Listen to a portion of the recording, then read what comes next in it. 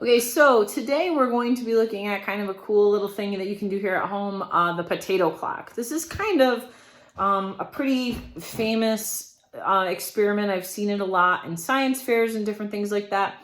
And you can very easily make this at home with some household materials. This was actually Boone's idea. This was not I wasn't originally planning to do this one, but he saw it on a cartoon and really wanted to do it. He actually just helped me put this together. But I figured that this would be a neat one to show you because you can very easily do it at home. Now, to do this, all you need would be some wires, preferably if you've got ones with alligator clips. If not, any wire really will do. You can do this with a couple of galvanized nails and maybe just some pieces of copper. They can be extra bits of wire or whatever, but copper works really well unless you have some other unreactive metal like silver laying around that you want to donate to this cause. But copper is easy enough to get and it's cheap enough. Couple of potatoes. This will actually work. I'm going to talk about this later, but this will work with a variety of fruits and vegetables. We'll talk about that. And then you need a little battery powered clock, something that's 1 to 2 volts.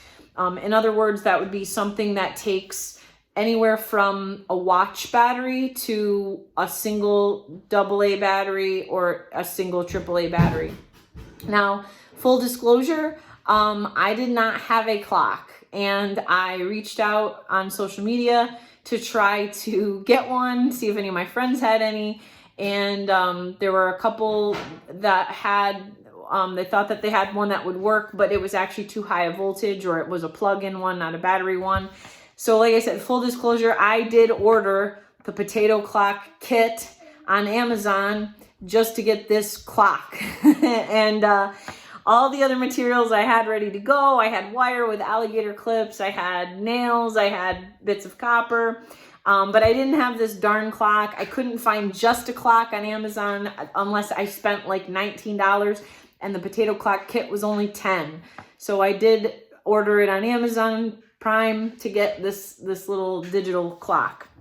Now what's kind of cool here is this would work if you hooked up a single, like a Christmas light, or anything that takes, anything that's 1 to 2 volts-ish will work if you hook it up in this way. And all that you would have to do is pull the wires out of the back, like disassemble the back a little bit to get these wires out that would go into the battery case.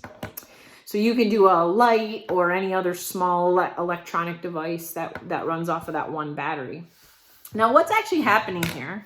Why does this work with no battery with a couple of potatoes? So what you're seeing here is a very basic battery due to a redox reaction, which is the movement of electrons.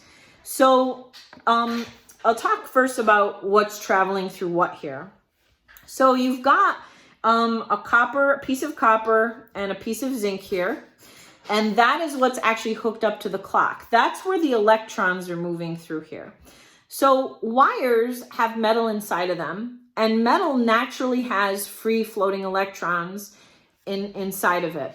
And all electricity is the movement of electrons. So in order to get electricity to move, I want you to imagine that you have a piece of pipe that's curved up on either end. And imagine it has water in the pipe, okay? And you're holding it like this. How can you get the water to spill out? The water's in there already, but it's not gonna flow because it's curved up on the ends. In order to get it to spill out of the pipe, you would tip it one way or the other to get it to spill out of the end. You would have to create a difference there. So for electricity, in order for the electrons that are naturally found in wires to flow, you have to introduce a potential difference or a voltage. And that happens when you establish an area that is more reactive connected to an area that is less reactive. That will make the electrons want to flow from the more reactive metal, in this case, to the less reactive one. So zinc is a pretty reactive metal.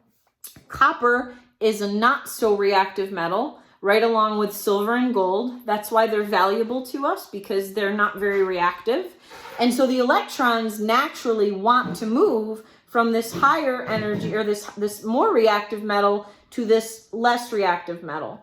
And they'll do that by they'll leave the zinc, they'll travel through the wire, they'll drop off energy in the clock, and then they'll return to this less reactive metal. If I let this keep going for quite a long period of time, you would even see the copper and the zinc start to change. They would start to oxidize. They would look different. They might look dingy or change color. Now, this area in the middle, and this is known, well, we call this in Regents chemistry, this would be like our salt bridge. This is what the potatoes are for. So if I let this process go on and on and on, this side is losing electrons, this side is gaining them. Without this connection in the middle, this side of my battery would become too positive and this side would become too negative, and it would stop functioning, this battery situation. So what the salt bridge does is it pumps positive and negative ions into each side to sort of keep it neutral so that it'll keep doing its electron flowing thing. Now, potatoes are great for this because they've got a lot of dissolved ions in there. Obviously, potatoes have a lot of potassium in them. They've got some natural salts, some other ionic compounds. They are slightly acidic, so they've got acid ions in there. And so they do a really nice job of keeping each side of our battery neutral to keep the process going. This will work with a variety of things. It'll work great. I'm actually going to hook it up to a couple lemons for you to see in a second.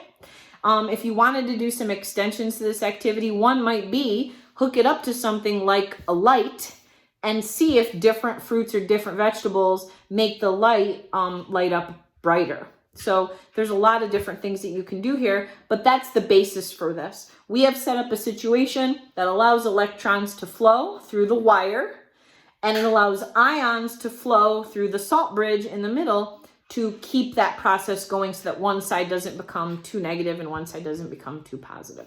Okay, so now I've set my battery back up using lemons. I didn't set the clock this time, but it's functioning. And once again, the electrons are flowing through the wire and our ions are flowing through the salt bridge or the wire that's connected in the middle. So in both of these instances, whether it's the potato or the lemon, you could even fill these little cups up with something like soda or Gatorade, which is a segue into the next thing here. In all of these situations where we've built what's called a voltaic cell, kind of like a battery, the potatoes, the lemons, if you put solution in these cups, they're acting as electrolytes.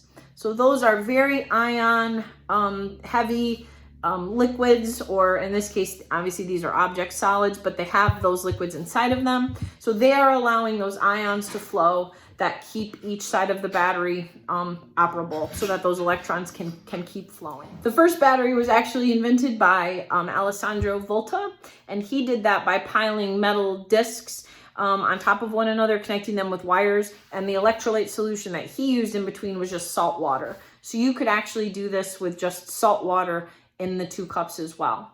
So go ahead and try this with a variety of different objects. Hopefully you can find a little clock to use. If not, the kit that I used is this one here. I'll show it to you. I got this right off of Amazon. Like I said, it was probably like $10 or so, and Boone had a lot of fun setting it up. And like I said, I just got it for the little clock, but it came with everything that we needed, even though I had